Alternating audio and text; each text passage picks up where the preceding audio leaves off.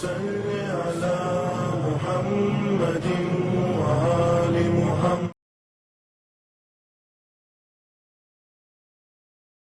اعوذ باللہ من الشیطان اللعین الرجیم. بسم اللہ الرحمن الرحیم. الحمد للہ رب العالمین. الصلاۃ والسلام علی اشرف الانبیاء والمرسلین سیدنا و نبینا و حبیب قلوبنا و طبیب نفوسنا مولانا ابو القاسم محمد. اللہم صل علی محمد وآل محمد وعجل فرجہم. فقط قال اللہ تعالی و تبارک فی کتابہ المبین و فرقان الحمید وہو اصدق الصادقین و قولہ الحق. بسم اللہ الرحمن الرحیم. هل يستوي الذین یعلمون والذین لا یعلمون. اللہم صل علی محمد وآل محمد وعجل فرجہم. محترم ناظرین، السلام علیکم ورحمۃ اللہ وبرکاتہ. امید ہے آپ سب خیریت سے ہوں گے. یہ جو درس میں آپ کے سامنے پیش کر رہی ہوں، جیسا کہ لاسٹ ایپیسوڈ میں نے تذکرہ کیا تھا کہ ہمیشہ سچویشن انسان کے من لائق نہیں ہوتی، کبھی کبھی ایڈورس سچویشن بھی ہوتی ہے.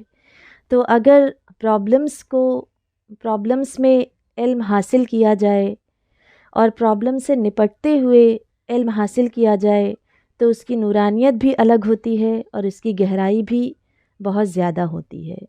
اور دیکھیے، علم حاصل کرنے کی کوئی قید نہیں ہے.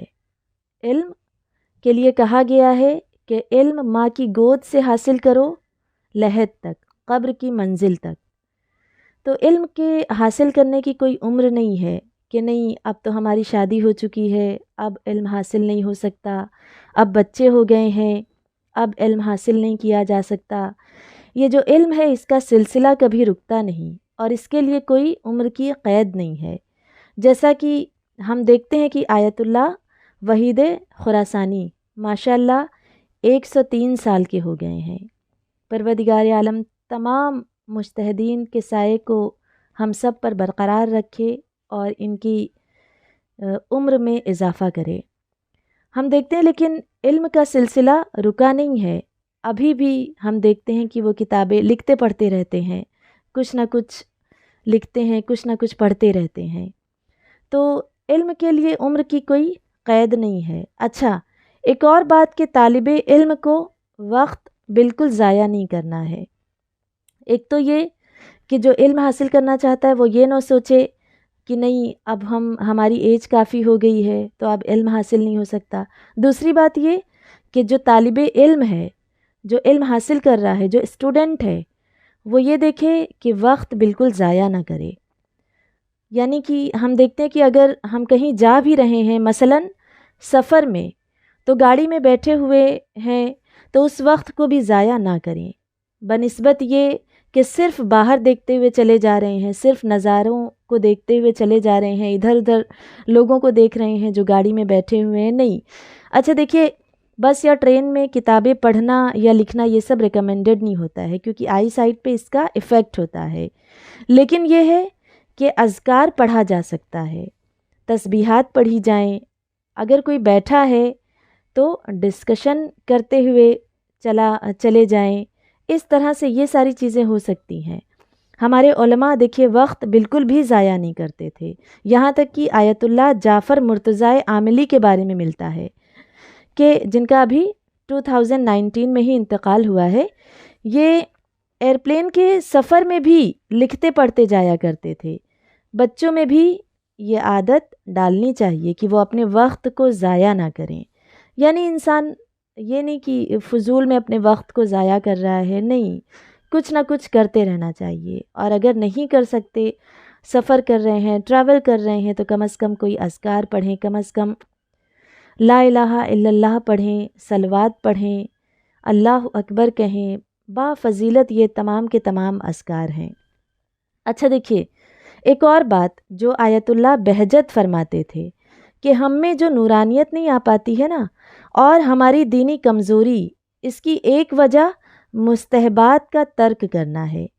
پہلے زمانے کے جو علماء ہوتے تھے ان مستحبات کے زیادہ پابند تھے، جیسے کہ زیارت، دعا، تلاوت قرآن، اول وقت پر نماز ادا کرنا اور ترک مکروہات جیسے طلوع فجر اور طلوع آفتاب کے درمیان جاگتے رہنا، وہ اس پر عمل کرتے تھے۔ لیکن ہمارے یہاں کیا ہوتا ہے، پوچھتے ہیں کہ واجب تو نہیں ہے نا، مستحب ہے تو چھوڑا جا سکتا ہے، یعنی مستحبات کو ترک کرنے والی چیزیں، تو مستحبات کو جتنا ترک کریں گے اتنی نورانیت کم ہوگی، اور مکروہات کو انجام دینا یہ سوچ کر کہ حرام تو نہیں ہے، مکروہ ہے، تو جتنا مکروہات کو انجام دیں گے اتنی نورانیت کم ہوگی، علم میں گہرائی نہیں آئے گی۔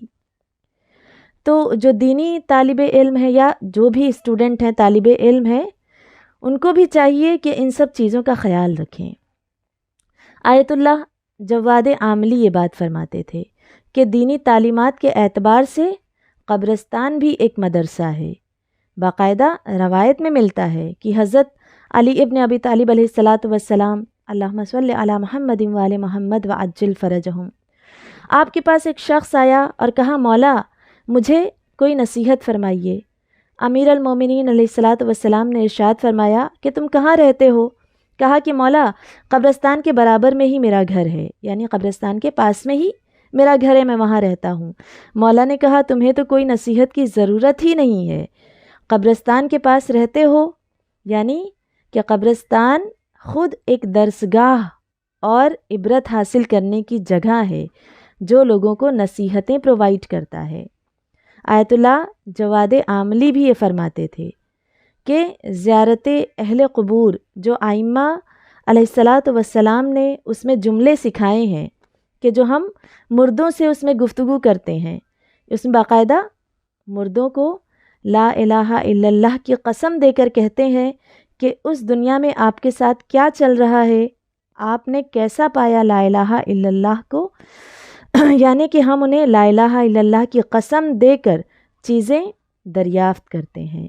تو اس سے یہ بھی پتہ چلا کہ علم حاصل کرنے کی جگہ فقط اسکول یا کالجز نہیں ہے، فقط یونیورسٹیز نہیں ہے، فقط مدرسہ نہیں ہے، بلکہ ہر چیز کو نگاہ عبرت سے دیکھنا، اس سے بھی انسان علم حاصل کر سکتا ہے۔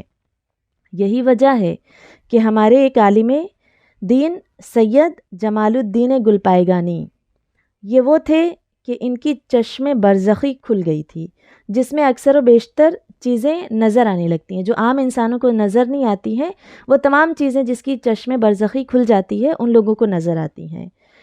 تو عذاب قبر کو اپنی آنکھوں سے دیکھا کرتے تھے، وادی السلام کے قبرستان میں جاتے تھے، اور بہت سارے ظالمین ہیں جو وادی السلام میں دفن ہیں، کیونکہ ظاہر سی بات ہے جو وہاں آس پاس لوگ رہتے ہیں وہ وہیں دفن کیے جائیں گے۔